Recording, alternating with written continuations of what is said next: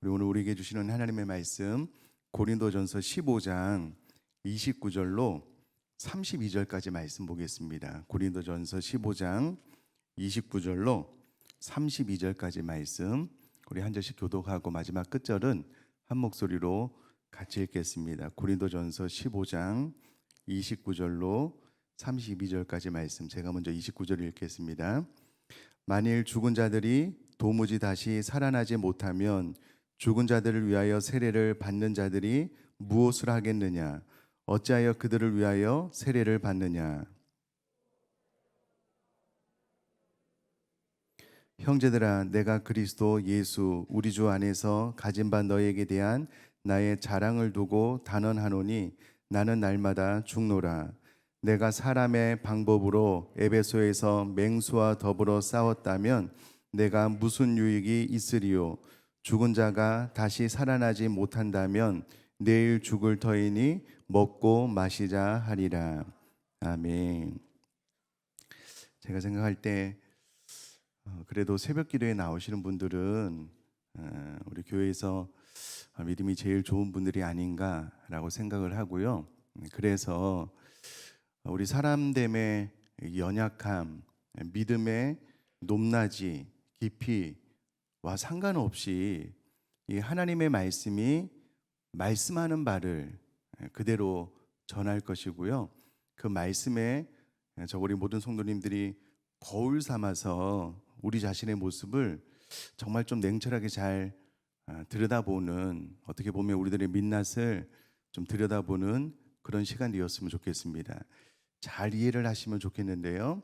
우리 사람됨의 연약함, 믿음의 높낮이, 높고 깊은 이것과 전혀 상관없이 하나님의 말씀 자체는 우리에게 무엇이라고 이야기를 하고 있는지 그 부분을 우리가 냉철하게 좀 살펴보도록 하겠습니다. 우선에 사도 바울은요, 그가 살아있을 때 환상 가운데 셋째 하늘 낙원에 다녀온 경험이 있습니다. 우리 고린도후서 12장 4절 말씀 우리 한번 다 같이 한번 읽을까요? 시작. 그가 낙원으로 이끌려 가서 말로 표현할 수 없는 말을 들었으니 사람이 가히 이르지 못할 말이로다. 아멘. 셋째 하늘 낙원 천국에 갔다 오고 난 이후에 사도 바울이 그곳이 너무 좋은 거예요. 그래서 사도 바울 안에 갈등이 하나 생겨나게 됩니다. 고린도후서 5장 8절 말씀인데요. 같이 한번 읽겠습니다. 시작. 우리가 담대하여 원하는 바는 차라리 몸을 떠나 주와 함께 있는 그것이라. 아멘. 천국에 갔다 와서 보니까는 사도 바울 안에 담대하여 간절히 원하는 것이 하나 생겼는데, 그것은 내가 몸을 떠나서 하나님과 더불어 함께 있는 것, 죽음 이후의 부활이 너무나도 확실하게 믿어지기 때문에, 그리고 저 영원한 천국이 적어도 이 땅을 살아가는 삶보다는 비교할 수 없을 만큼 좋으니 내가 몸을 떠나 저 영원한 천국에서 하나님과 더불어 같이 있었으면 좋겠다라는 간절한 소원이 있었습니다. 그러나 하나님께서 사도 바울에게 이 땅에서의 삶을 허락하신 이유는 너희에게, 교회들에게 사도 바울의 생애를 통해서 유익하기 때문에 이 땅에 있는 것이지, 사도 바울 안에 있었던 간절한 열망은 바로 저 몸을 떠나서 영원한 천국의 하나님과 더불어 있는 것이었습니다. 그래서 사도 바울은 이 땅의 삶에서 기꺼이 고난받는 것을 두려워하지 않았고요, 오히려 부활의 소망에 참여하기 위한 삶을 살았는데요. 우리 빌립보서 3장 10절로 12절 말씀 한번 같이 읽겠습니다. 시작. 내가 그리스도와 그 부활의 권능과 그 고난의 참여함을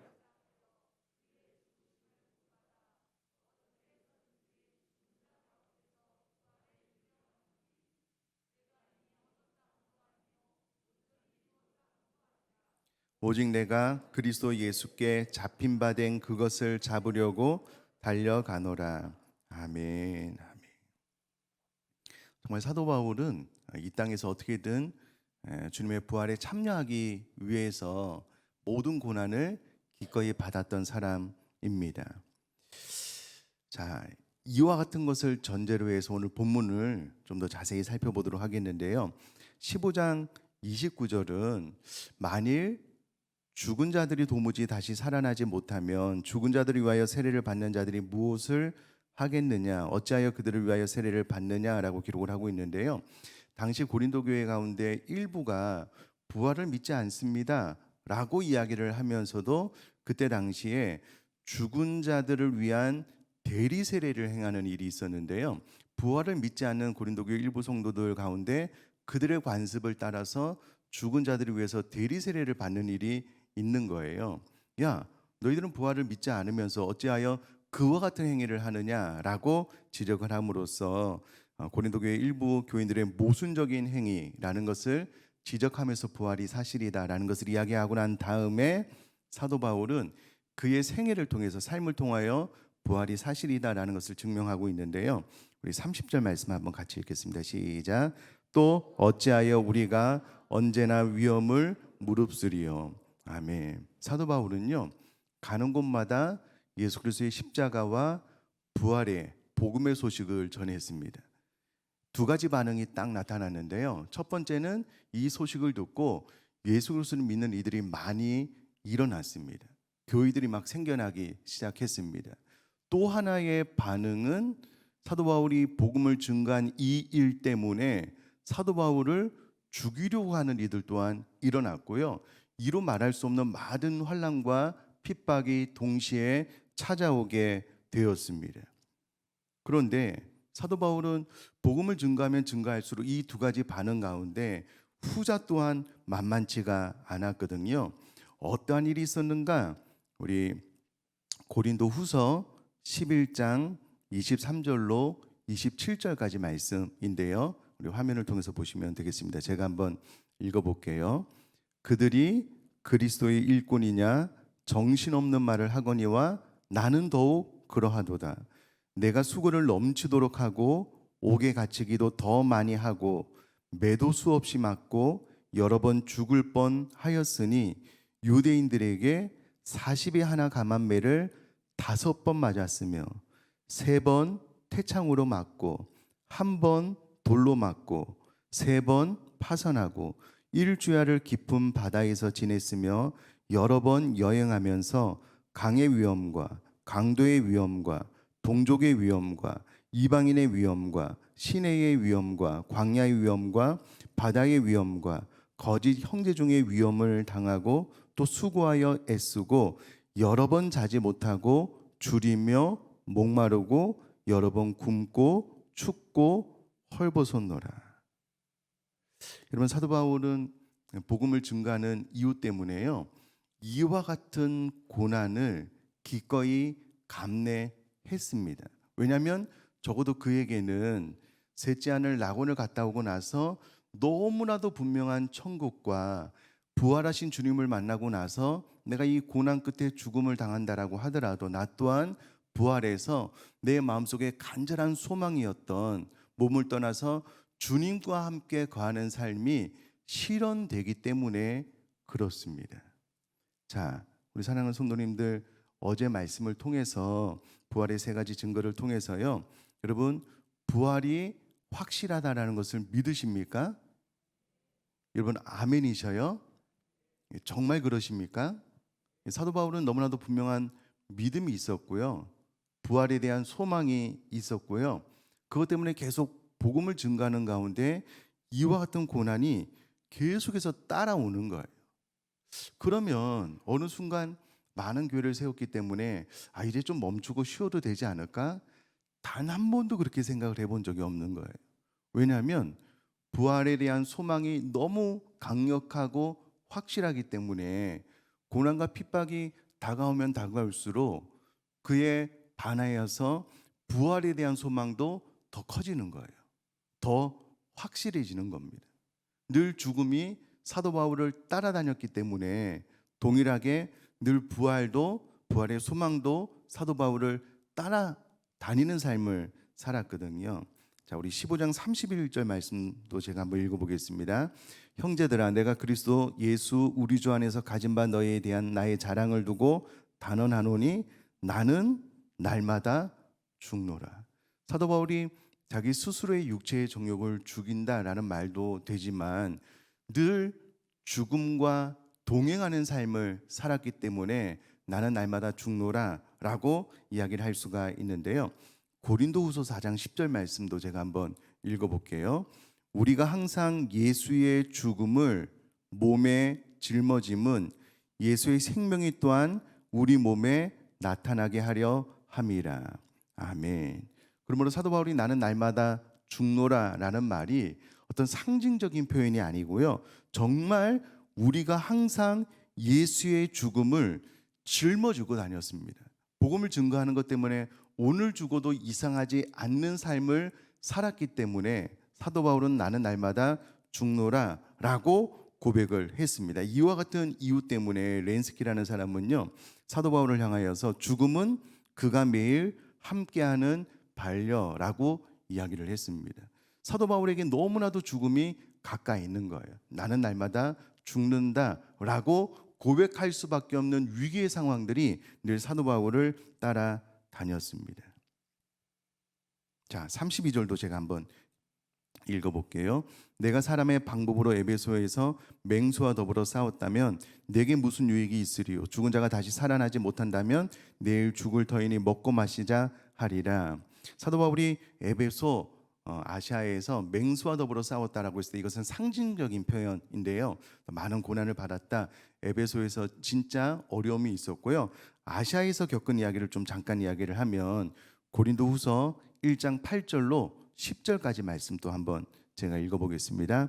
형제들아, 우리가 아시아에서 당한 환난을 너희가 모르기를 원하지 아니하노니 힘의 격도로 심한 고난을 당하여 살 소망까지 끊어지고 우리는 우리 자신이 사형 선고를 받은 줄 알았으니 이는 우리로 자기를 의지하지 말고 오직 죽은 자를 다시 살리시는 하나님만 의지하게 하심이라.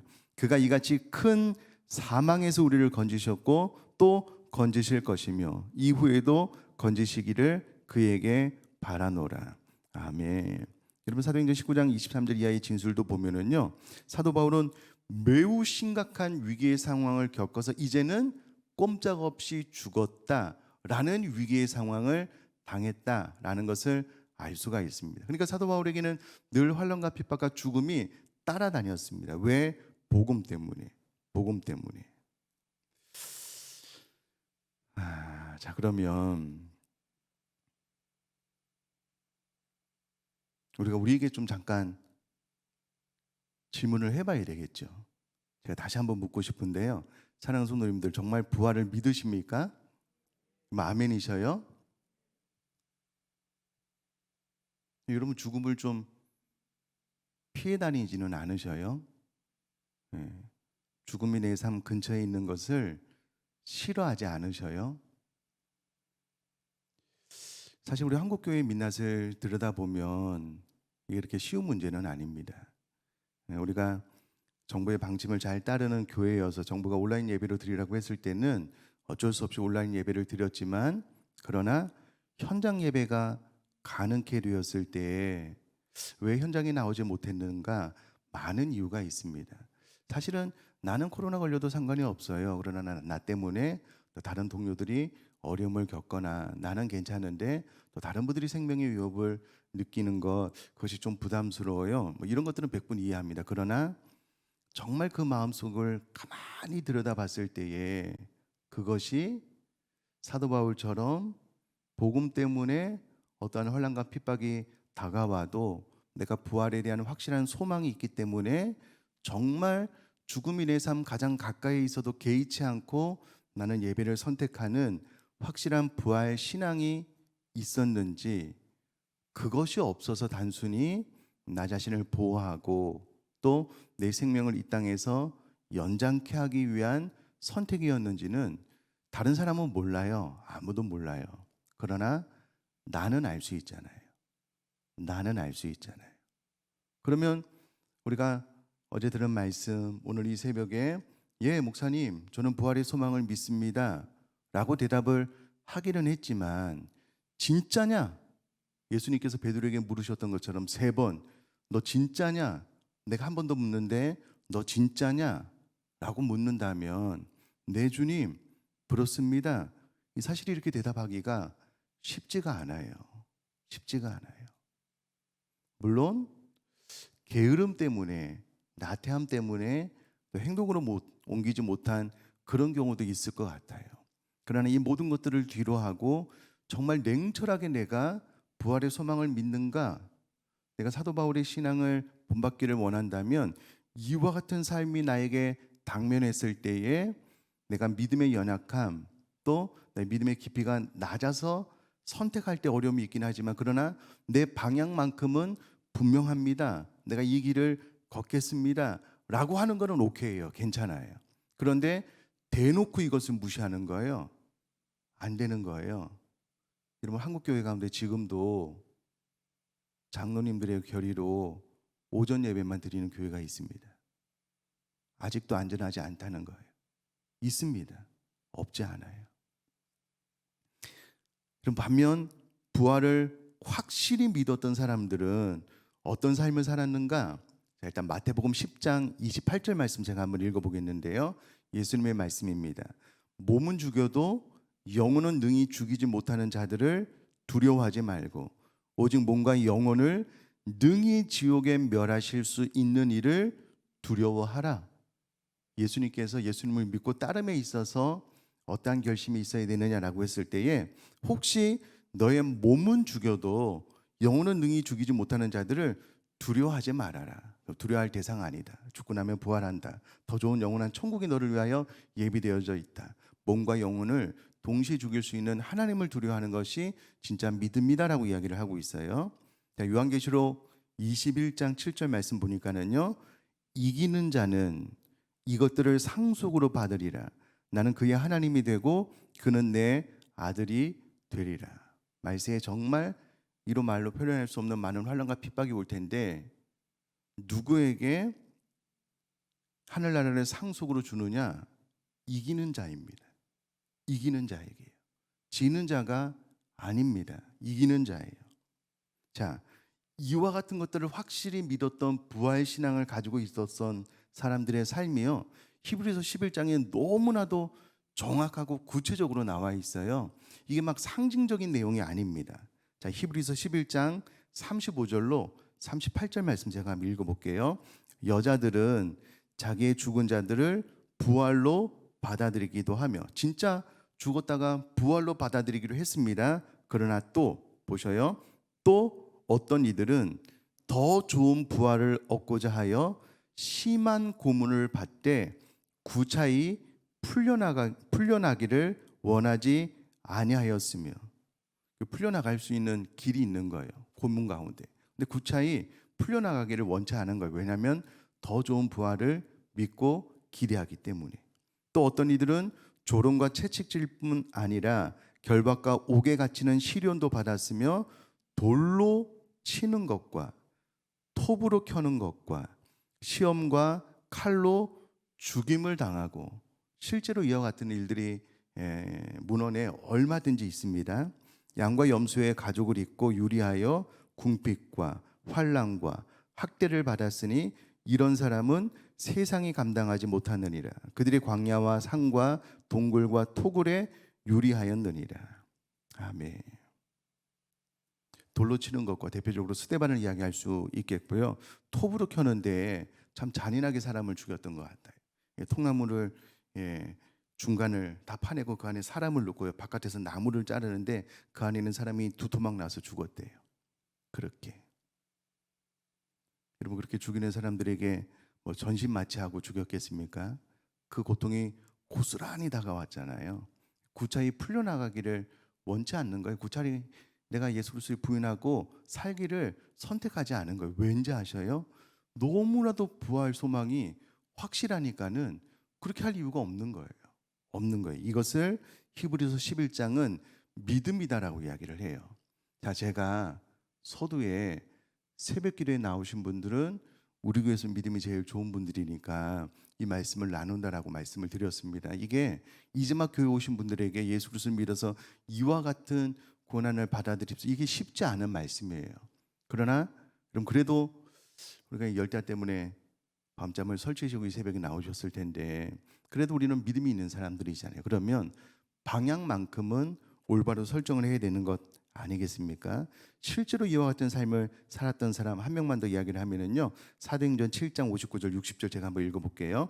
그들이 돌로 스데반을 치니 스데반이 부르짖어 이르되 주 예수여 내 영혼을 받으시옵소서 하고 무릎을 꿇고 크게 불러 이르되 주여 이 죄를 그들에게 돌리지 마옵소서 이 말을 하고 자니라. 그리고 심지어 이 말은요. 예수님께서 십자가 위에서 한 기도입니다. 그리고 이 구절 앞에 보면 스데반은 지금 돌에 맞아서 죽는 가운데 천사의 얼굴을 했다라고 기록을 하고 있어요. 그러니까 이와 같은 고난과 환난과 핍박과 순교의 현장에서는요. 우리들이 이성을 뛰어넘는 하나님의 능력이 부어지게 되는 겁니다. 그러니까 사람이 돌에 맞아 죽는데 어떻게 천사의 얼굴을 할 수 있겠어요? 하나님께서 그와 같은 능력을 주시는 거예요. 예, 억울하다 그렇게 생각하지 않고 오히려 그들의 죄를 용서해 달라고 기도함으로써 이제 순교를 당하는 스데반의 모습을 통해서 우리는 나도 이와 같은 삶을 살 수 있다라는 것을 우리가 좀 확신할 수 있기를 간절히 바랍니다. 다시 우리 이야기로 돌아오면 코로나 팬데믹 이후로 장로교 합동도 20%, 통합 측은 훨씬 더 타격이 심하고요. 다른 교단도 마찬가지입니다. 믿음을 떠나는 이들이 너무 많은 거예요. 자, 그러면 이미 이제 코로나 팬데믹을 예측했던 빌 게이츠의 말을 들어보면은요, 더 심한 것들이 앞으로 올 거래요. 그냥 하는 말이 아니고 통계적으로 그 사이클에 따라서 더 심한 바이러스들이 과거에 생겼기 때문에 통계적으로 옳은 이야기입니다. 뿐만 아니라 기독교 박해국가 1위 가장 근접한 북한. 여러분 예배를 드리다가 잡히면 평생 형무소에서 혹은 사형을 당해요. 예수 믿는 사람들이 또 생겨나요. 중국도 마찬가지고요. 이슬람권도 마찬가지고요. 그럼 코로나는 될 것도 아닙니다. 이 성경에 나와 있던 이 고난을 생각을 해보면 진짜 우리들이 생명을 잃어버리는 예수 그리스도를 믿는다는 복음을 증거하는 그 이유 때문에 그래서 주님께서 말세에 믿는 자들을 보겠느냐라고 말씀을 하신 이유가 그겁니다. 근데 여러분 이렇게 강력한 죽음의 위기 가운데도 더 좋은 부활을 얻기 위해서 구차히 풀려나가기를 원치 않고 돌에 맞아 죽는 것과 톱으로 켜는 것과 많은 혼란과 확대를 받은 자들을 향하여 믿음이 있는 자다라고 이야기를 하는 거예요. 자, 그렇다면 이 새벽에 나의 모습을 냉철하게 들여다보고요. 나의 믿음은 도대체 어느 정도인가? 다른 사람은 몰라요. 그러나 나는 알 수 있습니다. 내 양심이 말을 하잖아요. 그렇다면 이 새벽에 적어도 여러분 우리가 평생 신앙생활 하면서 사도 바울이 저 앞에 있고 스데반이 저 앞에 있고 나는 뭐 100m, 1000m 뒤에 그냥 저 멀찍이서 주님 따라가는 그런 신앙생활을 해야 되겠습니까? 그것은 아니잖아요. 여러분 적어도 그렇게 신앙생활 하려고 우리 의정부 비전교 온 것 아니시죠? 아멘이시죠? 처음 아멘보다 좀 많이 줄었는데 아니시잖아요. 나도 정말 주께서 나에게 은혜 주시면 내가 스데반을 사도 바울을 뛰어넘는 그런 신앙생활을 하겠습니다라는 열망과 우리들의 신앙의 전성기를 뛰어넘기 위해서 우리 의정부 비전교 안에서 신앙생활을 하고 있는 것 아닙니까? 아멘이시죠? 그렇다면 이 새벽에 진짜 마음 다해서 한번 기도했으면 좋겠습니다. 정말 내가 가지고 있는 믿음은 참 믿음인가?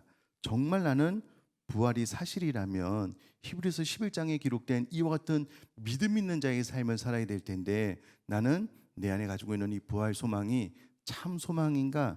라는 것을 좀 돌아보면서 이 시간 한번 간절한 마음으로 통성으로 한번 기도하도록 하겠습니다.